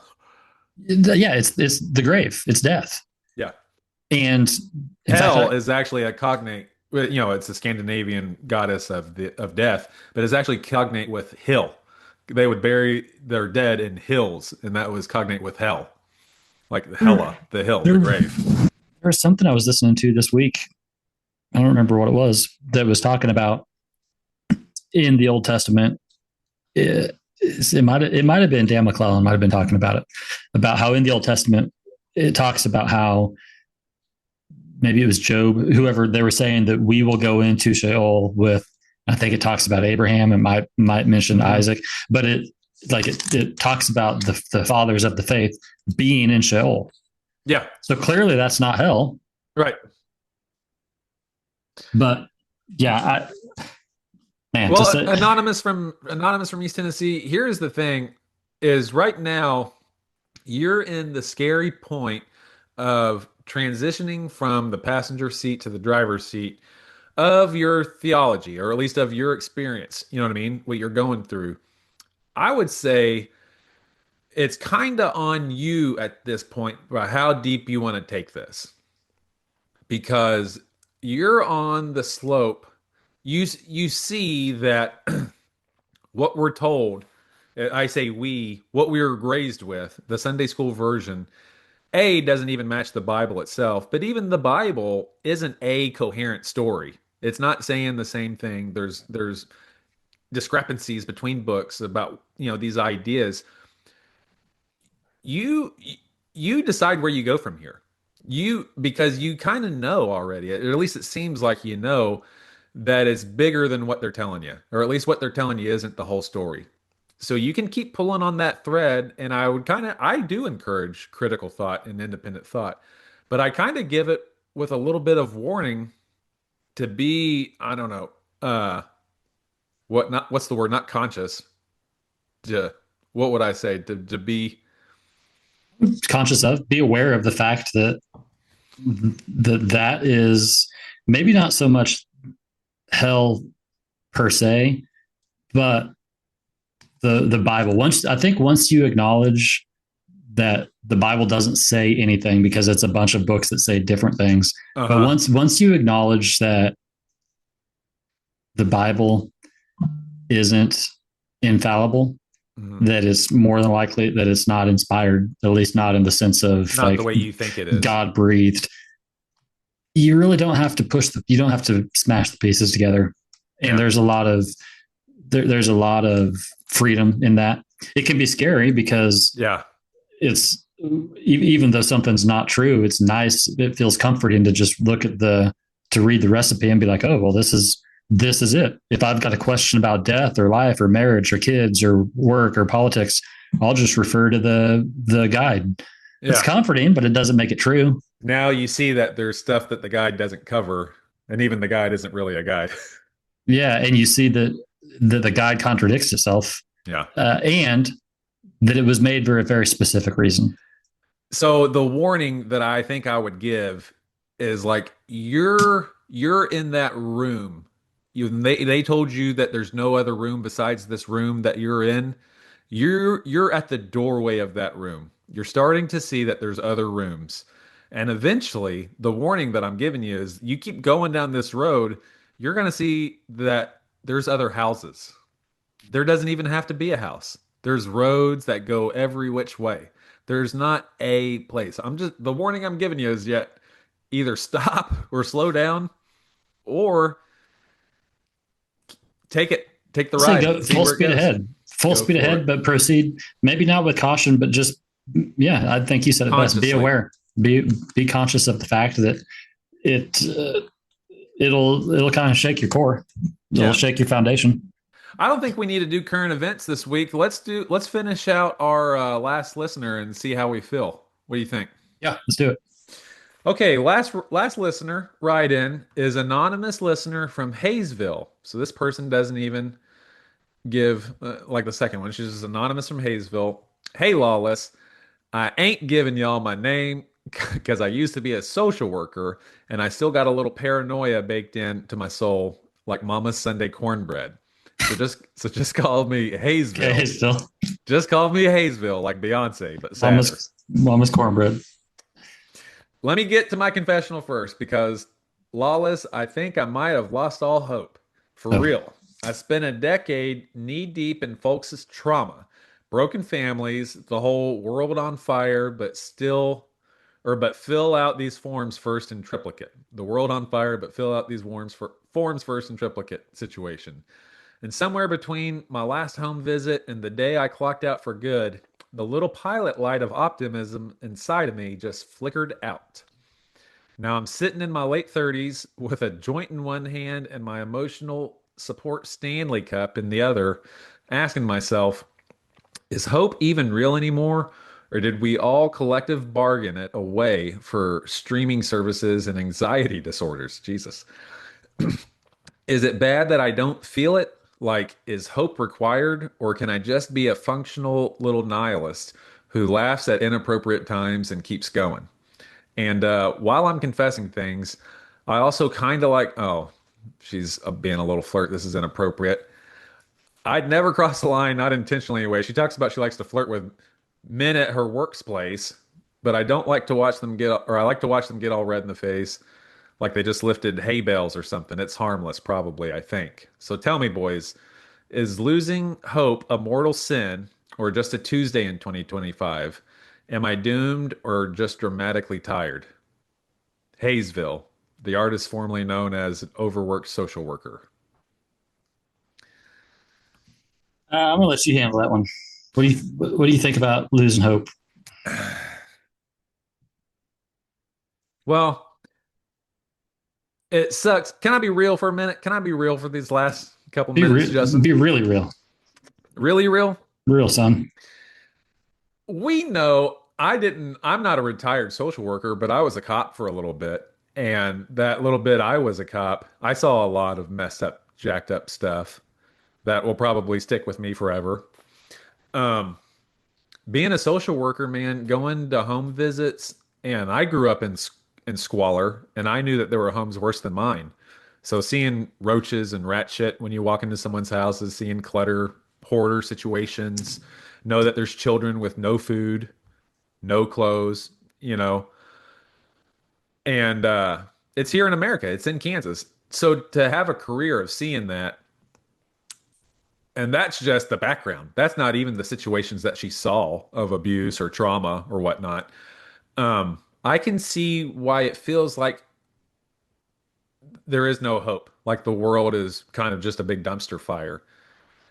The what I would say is explore the rest of the world. Like you just happen to be super focused in on one part of it. And it was a jacked up part. It was the worst of the worst, at least for your area. You know, that's why you were there in that spot to begin with, is you were dealing with those situations, is your calling, if you will. But now that you're allowing some space between you and that worst of the worst environment, see that the world is more than that. Rekindle those relationships that you probably sacrificed being in that career field. Rekindle that hobby that you never thought you'd pursue. You know, get into some books, get into yoga, discover your spirituality more. Yeah, I would say don't give up. That's my hope for her, and discover the rest of the world besides just her. The trauma that was real. You know, you can't say that stuff wasn't real. It was real. It is real. How do you deal with that? That shit sticks on you, I know. Yeah, I mean, honestly, that's one of the reasons that that's the reason I didn't answer it because I kind of hover between hopeless and sparks of hope and like I'm not real sure. So one of the things that I've started doing, and I mentioned it before, like every third episode, I talk about something that I'm doing. Like I started this, or I'm doing that, and I don't even know. So every third episode, I talk about something that I'm doing, and I'll bet I recycle the same thing. I'll bet I've started running 10 times in the past. I'll bet I've mentioned it 10 or 12 times. But like I said, that's just something that I struggle with is finding hope, finding the right perspective. Yeah. I've It really is a been. perspective thing, though, right? I think so. I think Because so. you live in the same world, like someone who struggles with hopelessness or not a lot of hope, they live in the same world as someone who has all of the hope and all of the Yeah, joy.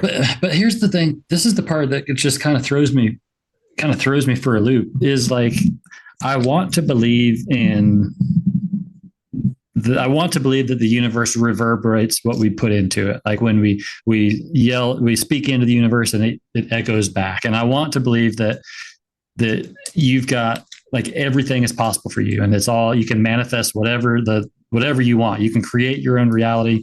You can you can speak positively, all this kind of stuff. I want to believe that, but I just don't know how you get past like to me it seems like bullshit. It seems like bullshit to do affirmations or to do like to say positive things.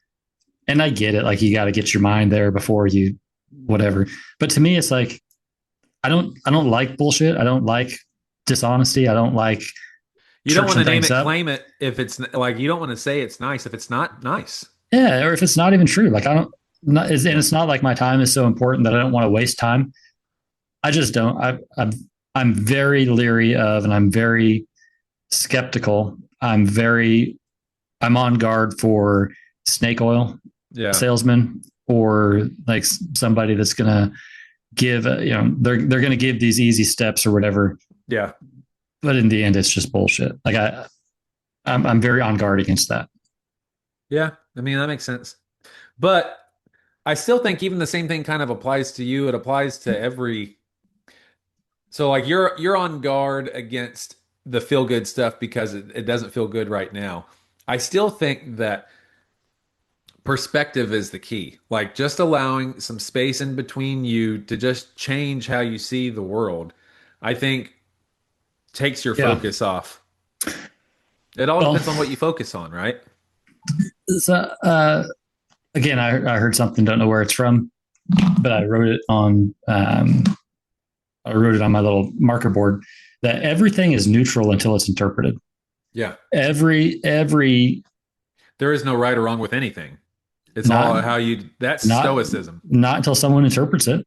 And the story of the farmer, his son gets drafted to war and all this kind of, I don't remember the whole story, but Yeah. at each stage he says, We'll see. is it? We'll see, whether it's good or bad. And so I do think that there's a level of that. Like you could honestly just take a perspective of it's neither good or bad. Like the same thing with suffering can only exist in craving or aversion. Like I get that, but there still are cravings and there still Yeah. is aversion, and you still want love or to be loved, and you still crave these things. So to me, it seems almost too easy to say, well, I'm just going to say, that it's all neutral. I'm going to say that I don't want. It's kind of like the golf psychology book that I read that was like the problem is that you approach each shot with a desire. The goal is to approach a shot with a sense of wonder. No, motherfucker, I don't want to No, wonder I if don't this want to ball wonder is where it's going going. straight. I crave this ball to go long or to To the fade fucking or hole. so to me it seems almost too simplistic to say, well, you've just got to have a sense of wonder, or you've just got to trust that all things are neutral, or you've just got to. I I get the guess concept. I guess the wonder that I have, like I agree with you, maybe that's a little too simplistic. The way that I think of it, at least from my view right now, and it could change and it has changed many times. But like now I'm in a season where I just want to enjoy the dance. Like I feel like I was caught in the storm for so long. Like I felt like I've made my life in the chaos of the storm to where now I just want to be out of the storm, and it doesn't have to be perfect. Like I don't have to be David Goggins. I don't have to be Gandhi. Um, I just like the dance. I like the romance of it. I like the joking of it. I like, the heartache of it, the tragedy. That every good story has some tragedy in it. And it's still tragic even in a good story. Like, but I want my story to be bigger than the tragedy that it's had so far. And I'm willing to keep it going. And so in your perspective, you as the subject of that story have some bearing on whether or not it I ends tragic? control I control how this story goes to a degree. I actually only control what I do. I can't control if a fire comes. I can't control if a hurricane comes or disease. But you can. I'm just thinking out loud here. Hmm. You can control how you tell the story and the story you tell yourself. That's the one of the few things I can control. So so fire comes, destroys the barn. We'll leave the house intact, but it destroys the barn. And the story you could tell yourself is It's all like lost. it's all lost, everything's gone, it's all Everything's gone. worked so hard, blah blah blah.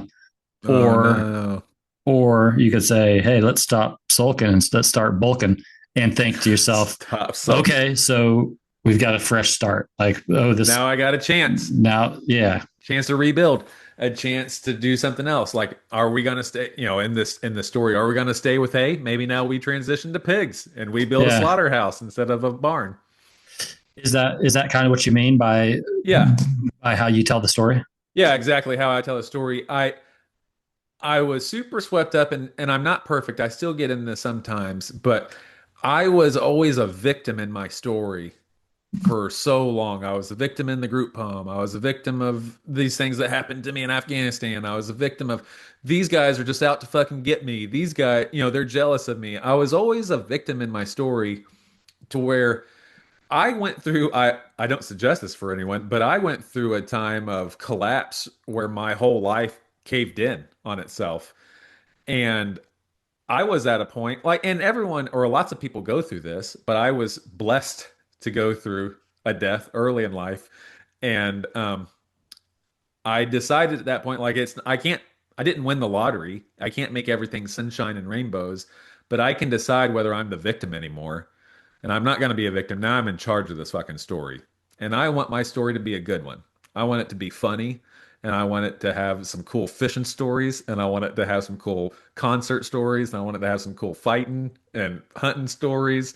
And I want it to have a love. I want to be obsessed with the love of my life. And I want to be obsessed with making a difference. And I want to be a student of history.